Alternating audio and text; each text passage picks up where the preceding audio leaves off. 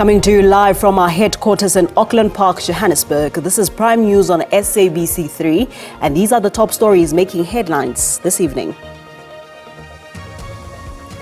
The search and rescue mission for 5 mine workers reportedly trapped 890 meters underground in Ekapa mine in Kimberley, Northern Cape continues. The numbers are still there indeed, but we are starting to see our unemployment rate starting to decline. The unemployment rate has decreased to 31.4% in the fourth quarter of 2025. That's from 31.9% in the third quarter.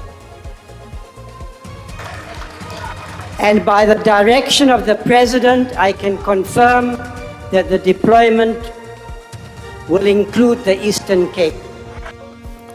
And Acting Minister of Police, Professor Feroz Kachalia, has confirmed that members of the South African National Defence Force will be deployed to various crime hotspots in the Eastern Cape.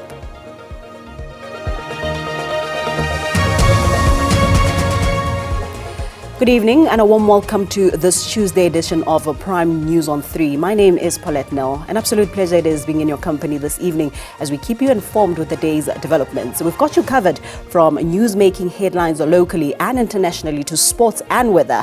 With that said, let's get straight into it, beginning with this.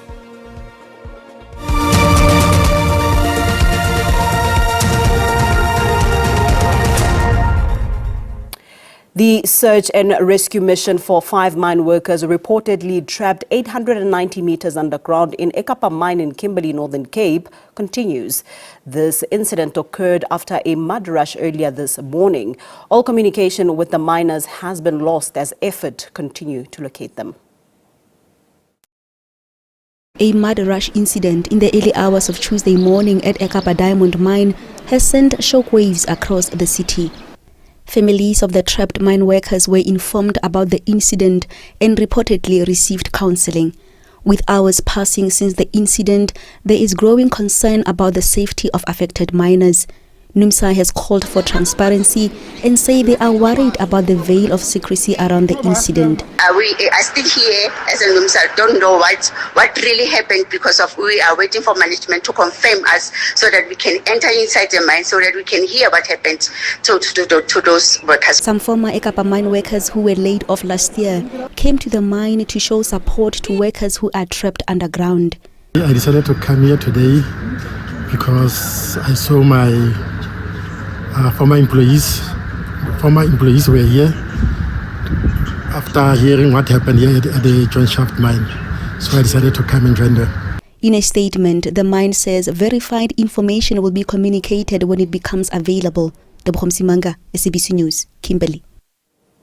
In other news, the unemployment rate has decreased to 31.4% in the fourth quarter of 2025. That's from 31.9% in the third quarter. According to Statistics South Africa, the number of discouraged work seekers also fell by 233,000. Stats South Africa's quarterly labor force survey shows that construction, finance and community services created more jobs during this quarter. South Africa continues to grapple with unemployment. However, Statistician General Risenga Maluleke says the numbers are starting to dwindle down. This is seen in the Stats SA quarterly labor force survey released on Tuesday. The survey shows that while there is a slight decrease in the official unemployment number, the number of unemployed persons remain high. We are starting to turn the corner when it comes to the unemployment challenge that we are facing as a country. The numbers are still there indeed, but we are starting to see our unemployment rate starting to decline. And of course, other measures of unemployment as well as potential labor force and the combined labor underutilization are starting to show a decline. In the fourth quarter of 2025, employment increases were mainly in the services, construction and finances, while the largest decreases in employment were recorded in the trade, manufacturing and mining industries. PwC says the drop in mining employment as a core economic contributor in the country is quite concerning. The survey also shows that the official unemployment rate decreased in 6 provinces. The largest decreases were recorded in Northern Cape, Northwest and Mpumalanga provinces. Gauteng, KwaZulu-Natal and the Eastern Cape saw the largest job losses in the same period. COSATU welcomes cautiously the decrease in unemployment, some positive welcome relief to workers who are struggling to find work. There's a positive relief for those families who have been experiencing pain and poverty and unemployment. But whilst we welcome this news, we must be cautious. This is for the last quarter of the year, 2025, and there's normally uptake in employment figures over the festive season. Stats says 3.5 million young people in the country remain unemployed and without education or training. Nothando Makutulela, SABC News, Johannesburg.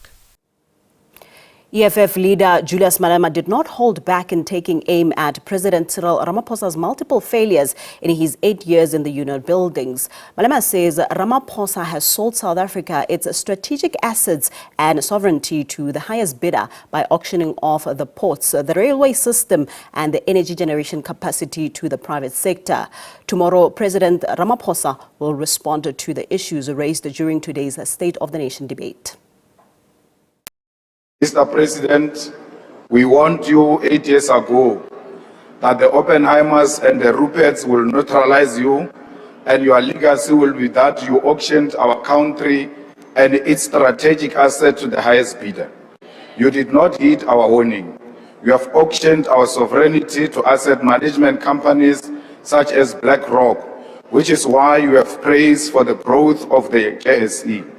You auctioned our country by selling our ports, our railway, our energy generation capacity to the private sector. And now you want to do same with water. You do not take responsibility for creating jobs. You do not take responsibility for fighting crime. You do not take responsibility for infrastructure development. And you do not take responsibility for growing our economy. Honorable President, there is another leak that we must fix, and that is the leak of economic and social resources through unchecked illegal migration. The IFP classifies the pervasive presence of undocumented foreign nationals as a threat to state security. Mr. President, you continue to pay lip service to stopping illegal immigration and illicit trade, which goes hand in hand. My colleague, Honourable Alan Beasley, bought cigarettes and alcohol within one block of this precinct at a fraction of the price of the regulated product. As long as politicians and political parties benefit from the situation, nothing will change. Our economy is growing again. 4 consecutive quarters of positive GDP growth, a feat that seemed unimaginable not so long ago. Inflation is at its lowest level in 20 years. 2 consecutive budgets of surpluses, stabilization of our national debt, interest rates are easing, borrowing costs are declining, the rand has strengthened, and as we heard today, Mr. President, unemployment is the lowest that it has been in 5 years. Meanwhile, Acting Minister of Police Professor Feroz Kachalia has confirmed that members of the South African National Defence Force will be deployed to various crime hotspots in the Eastern Cape. This comes after President Cyril Ramaphosa announced the deployment of the army to the Western Cape and Gauteng during the State of the Nation address last week. The deployment of troops is set to proceed in the next 10 days. I confirm that the National Commissioner of the South African Police Service and the Chief of our Army met yesterday to finalize the deployment plan, which will begin in the next 10 days. And by the direction of the President, I can confirm that the deployment will include the Eastern Cape. Mr. President, this decision is appreciated in communities across our country, from Umtata in the Eastern Cape to Philippi and Kaalicha in the Western Cape, Parliament has once again extended the lifespan of its ad hoc committee probing allegations of criminal infiltration, corruption and political interference in South Africa's justice system. The move comes as MPs acknowledge that the scale and complexity of evidence before the committee requires more time. ANC Chief Whip Mtumiseni Ntuli formally moved the motion in the National Assembly calling for the committee's deadline to be pushed back.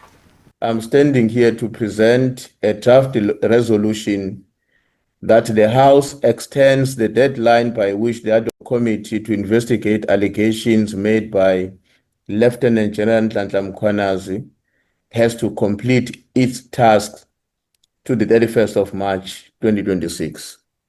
The proposal was then put to the House and adopted without objection. The meeting in which the extension was granted lasted hardly 5 minutes, underscoring broad political agreement that the committee still has substantial work ahead. Looking ahead, private investigator Paul O'Sullivan and former acting National Police Commissioner Khomotso Phahlane are expected to return to conclude their testimonies, while businessman Brown Mokhotsi is yet to appear before the committee. He refused to appear in person unless his security detail is paid for by Parliament for 7 days, and the institution indicated that engagements with him are continuing. There is also the possibility that President Cyril Ramaphosa may be called to appear either in person or through written submissions. It remains to be seen whether this third extension will be enough to bring its investigation to a conclusion. Mkokeli Bandla, SABC News, Parliament. After the break, the TRC case inquiry heard about a former president's role in giving perpetrators of human rights violations an opportunity to escape accountability. More on this after the break. Do stay with us.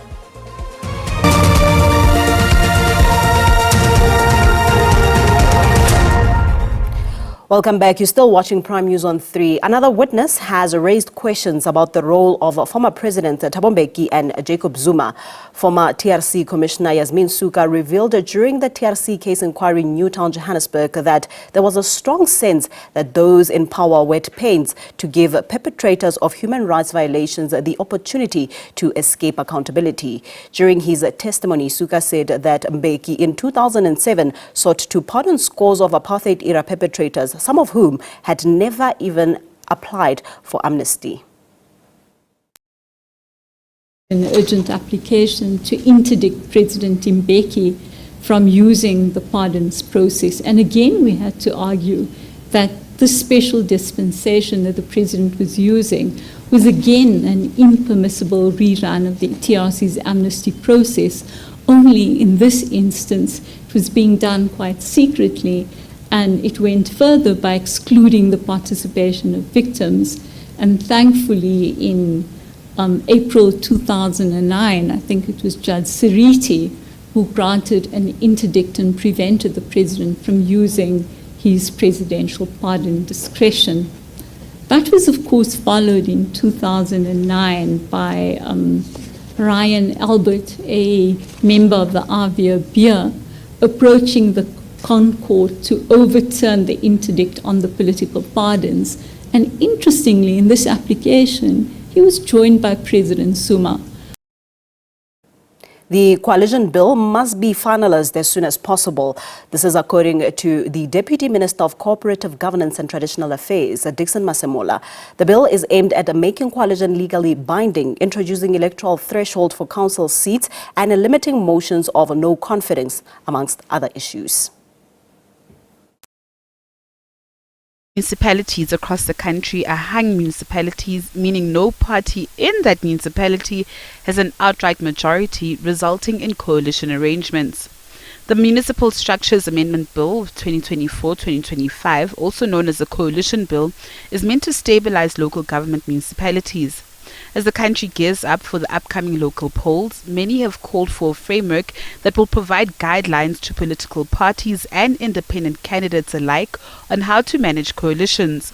The Deputy Minister of Cocta says the bill is not yet with Parliament, as it is still with the Office of the State Law Advisor. It means, therefore, that one will just have to make follow-ups with our colleagues in the legal division, the department, whether we'll still be able to meet this deadline of the end of February.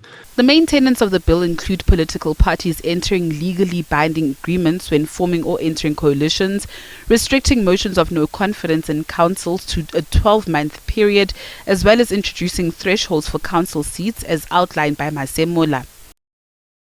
This bill says, to the extent that there is something like that, before parties can agree, we must look at the election's outcome in terms of their ranking. So the largest party in that municipality would have to provide a mayoral candidate.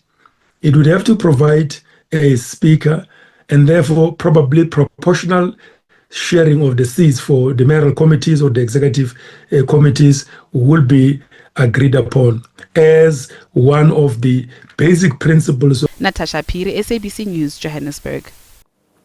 A fourth suspect has been arrested for the murder of e-hailing driver Isaac Sattlet is expected to appear in the Pretoria Magistrates Court tomorrow morning.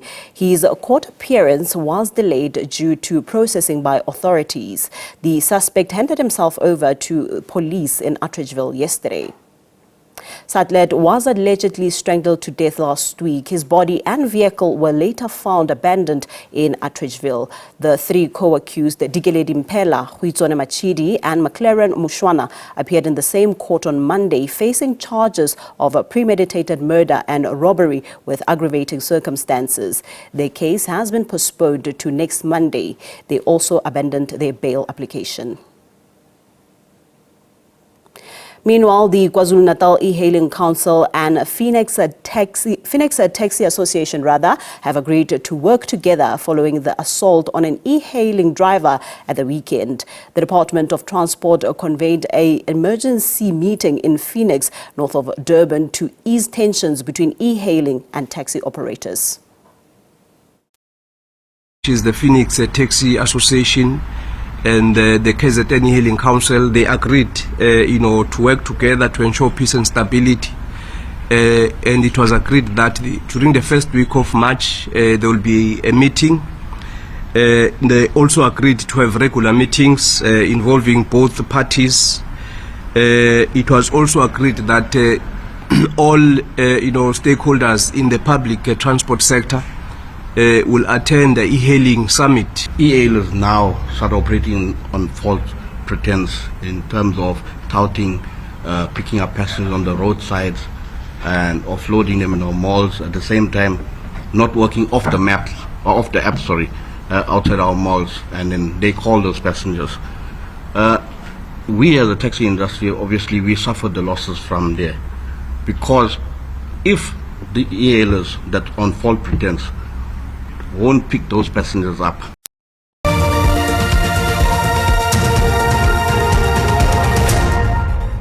Thank you for staying with us. Let's continue in news further afield. American civil rights leader Jesse Jackson has died at the age of 84. A close ally of Martin Luther King Jr., Jackson spent more than 6 decades fighting racial and economic injustice, not only in the United States, but also in support of South Africa's anti-apartheid struggle.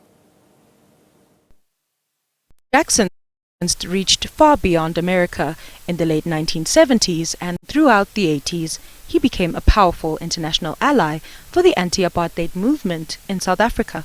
His advocacy helped strengthen international sanctions at a critical moment. The first African-American Secretary of State cannot address racism, and what he agrees with and disagrees with here, it limits his moral authority in the world. After former President Nelson Mandela's release from prison in February 1990, Jackson met him and continued to champion South Africa's transition, warning that political freedom must be followed by economic justice.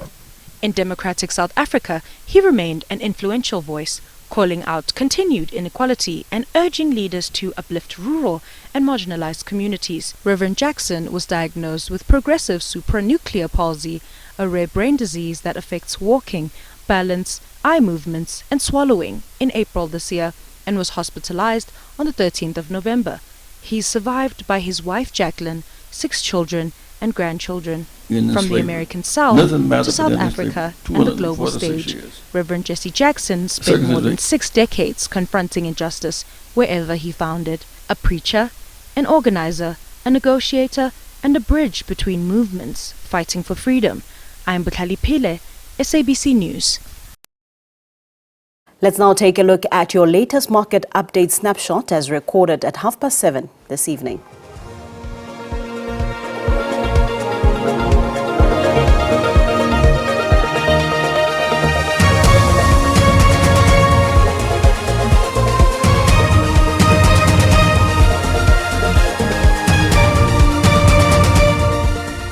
Well, on that note, let's find out what the weather conditions has in store for us tonight and tomorrow. For that full picture, we cross over to the weather desk.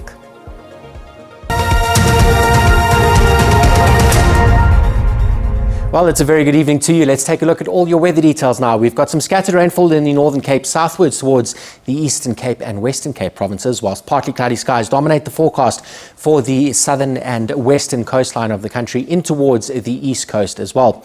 Isolated showers expected for the Free State and Northwest province this evening, whilst we've got partly cloudy skies in Gauteng, Limpopo and in Mpumalanga overnight.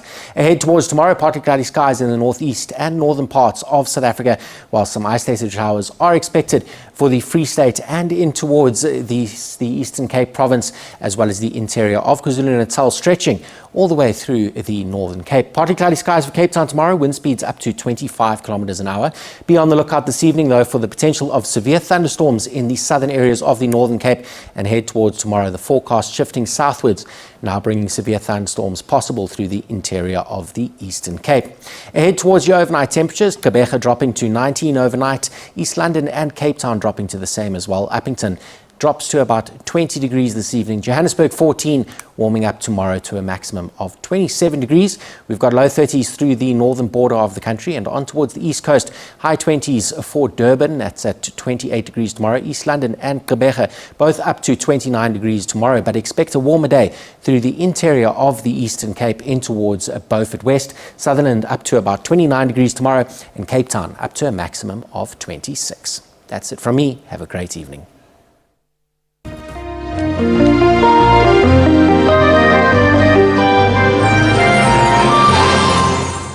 And that concludes our time together this evening. Much gratitude for joining us. Let's meet again next time. It's good night for now. God bless. Pula.